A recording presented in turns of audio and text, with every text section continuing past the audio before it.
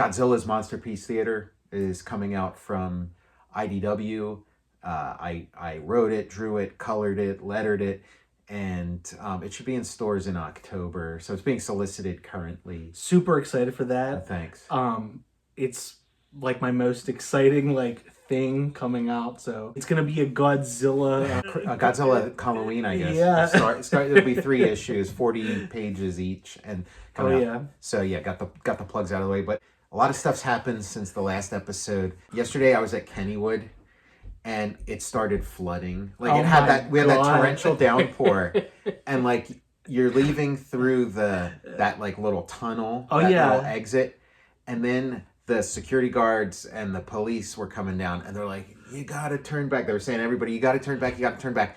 And then all of a sudden, you see all this water rushing down from the sides, coming into the tunnel. Holy I'm crap. what's going to happen Holy next? shit. It was it's like Daylight with Sylvester Stallone. That's what I thought of. The Shining, except instead of blood, it's just water. But so I'd never seen anything like it, and so we had to RC Cola exit. Yeah, we had to exit through a different exit that I didn't even know existed. So that's kind of foremost on my mind. They're like, you have to climb Phantom's Revenge. Right, yeah. You got to shimmy up. Shimmy up Phantom's Revenge. Got to go back, folks. Only way out is through.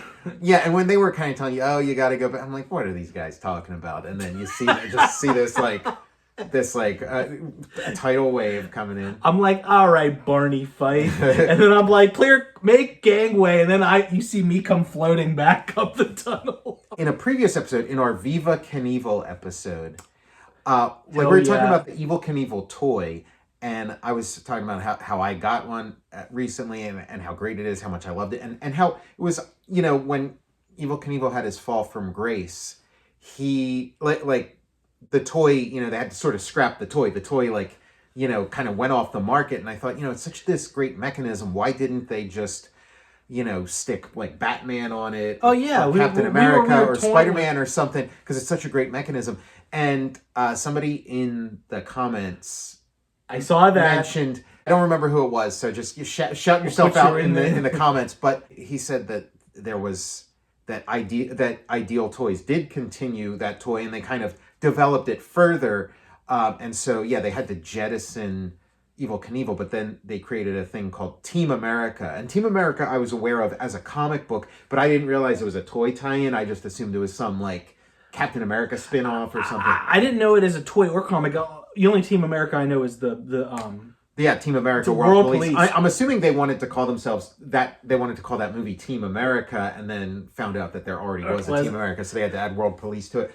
But so then I kind of went down a rabbit hole checking out the Team America toys and stuff, and they're actually super expensive because it kind of came and went real quick. So I guess if somebody's super nostalgic for it or whatever, again, I didn't know it existed, so I don't know who it is that's super into this stuff, but I guess there's some people super into it, and there's not much of it because it didn't last long. It kind of failed, which is an interesting lesson because the mechanism of it is really great. It's an amazing toy, but again, it's that thing of you need a mythology, or you need some kind of face, some kind of captivating frontman, and so you had that with Evel Knievel, and so you take that away, and you have this amazing toy, but it loses something. You need that. It was kind of a perfect marriage of this guy who would go on talk shows and then jump over stuff, and then this really cool toy. It was this great marriage. Tom, I think about Evel Knievel. I've been thinking about him pretty much nonstop since that episode. Mm-hmm. I'm like, Viva Knievel. I sing that all the time, except I just sing Evel Knievel, even though the lyrics are Viva Knievel. It's more fun to say Evel Knievel. Evel Knievel. And then fucking Gene Kelly's got his fucking pistol. He's dirty harrying. I saw a Team America toy that looked super cool that was going for well below what they normally it was a real bargain, and I had a couple theories about that, but because the way the guy, it was like an eBay thing, but when the guy who was selling it, the way he had it labeled was kind of confusing. He it was there was some information on there that seemed kind of odd, and so I think sometimes in those cases people are just kind of okay, I'm just going to stay away from this, sure, or maybe it doesn't even show up in their search or whatever. And even to me, I was like, I've been burned. Sometimes you see something that's like too good to be true, and then you get burned a little. But I thought, I'll take a chance. And so I got it. And so this is what showed up. It's this Team America ATV, and it's got the charger and the hand crank and stuff. And dude, yeah, it's pretty great. It's kind of cool because this is the original.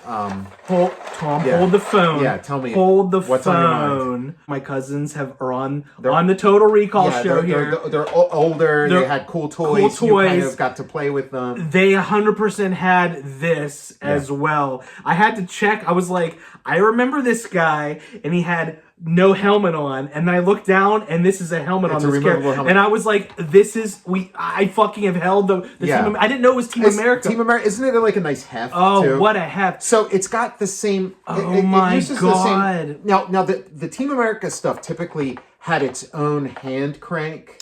Wow. So that was a little bit different from the Evel Knievel one. It kind of had a top and stuff, but this is just like the straight up Evel Knievel one, because this guy's like too wide to fit into the new Team America one. So they just colored it blue instead of the original colors. So it's got the same. It's like got a 1973 date on here, because it really like this is the launcher for it. But then the toy itself, this is from 1983, and it's got, so you crank it, and then it's got this like gear inside, and so this is kind of. It's almost like these are training wheels, because this is the main. This fifth wheel is like the main wheel that propels it, and then these things keep it stable. Awesome. You know what? They could have done Megaforce branding on this. Yeah, this is like the Megaforce look. Yeah, completely. So it's like super cool. It like one of the things with the Evel Knievel is, since he's a motorcycle, you got to get him going fast, just to like stay up. Yeah. You know, like he'll tip over if he's not going fast enough. Where this one, if you want just like a slow roll, you can make it slow. But it's got a ton of momentum. It's amazing. It's a little more all-terrain too, because like Evel Knievel, if he goes on a carpet, he doesn't do so great. But this guy can ride on a carpet. Wow. Just really cool.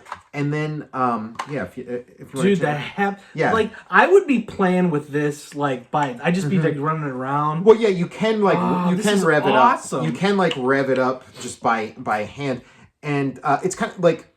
The Evel Knievel, they had like, there was like an Evel Knievel car and an Evel Knievel rocket. So I'm assuming this is kind of similar to that, in that it's like a little wider, like it's kind of like half hanging off of this launcher thing. But it does, like when you crank it up, it does get. Oh yeah. You know, it's satisfying. Yeah, it's pretty cool. And I've read like one or two issues of the comics, but I don't really know the characters. But this character, it's kind of cool looking, and I tried them out a little bit, because for Team America, they have these like different figures that are made to sit on the motorcycles. This guy, he can kind of like do a side saddle or something on the motorcycle. He can't quite get on the Evel Knievel motorcycle. But it's kind of a cool figure. He's like larger than normal, and then he has this helmet, and then I don't know if you recognize the guy. Like, look at that face. It's kind of like an anime face. Like, he looks like a character from like 80s like Star Blazers, or you know. Definitely. But yeah, kind of cool. I don't know his name. My cousin. I think it might be Honcho. I looked up his name. I think this is Honcho, and I don't think that he's the character that came with the Dune buggy. Like if you bought the Dune buggy, it wouldn't have that guy. It came with a different character. Okay, but I don't know for sure. Love That's this just guy. Kind of, but yeah, the helmet comes on and off. Oh my God. The plastic has gotten like a little bit gooey, so like he kind of like sticks a little. So I'm trying not to take the helmet on and off too much. It's kind of this cool curiosity.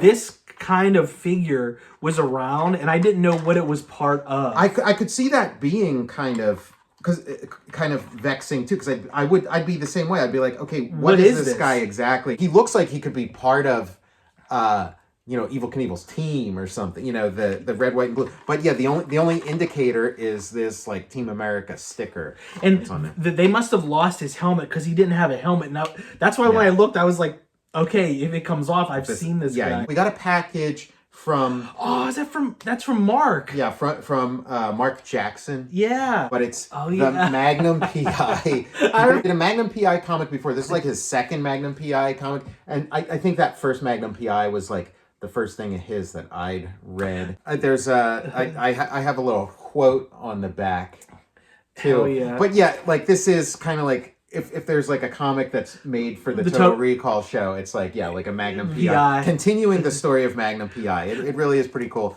It's nice looking imagery inside. You know. I have Tom Selleck's book. Oh, you do? Okay, read. So I'm gonna read it. We have this from Wesley Griffith. Get them, but we have The Jump by Wesley. This isn't exactly mailbag stuff, but like I was sent a copy of Ben Mara's new book from Fantagraphics. Whoa! And I don't know if you've checked this out at all, but no. on Ben's Instagram, he's been doing, it's like 4 panels a day of this comic, and so it's just accrued into this like thick, that's awesome, meaty tome. And it's really good. And so I'll let you borrow this. Oh, thanks. And you can read it, and then maybe we can do an episode talk about it. So I just figured do sort of like a catch-all episode with a little bit of this. I love it. Talking about the Kennywood flooding. Kennywood flood.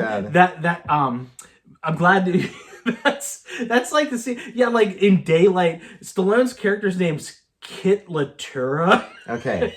He needs to do a sequel where he escapes from Kennywood. Potato Patch Fries. Hunt's Tomato Catsup controversy. I gotta say, it was the most fun I've ever had at Kennywood. Wow. So I had, you have a little adventure there. I think some genuine adventure. Thanks again. Our P.O. box is in the comment or in the show notes. If you got anything you want us to check out or maybe talk about on the show, send it to the P.O. box. I'm Tom Scioli, author of Godzilla's Monsterpiece Theater. I'm Matt Zeoli. And we'll see you next time.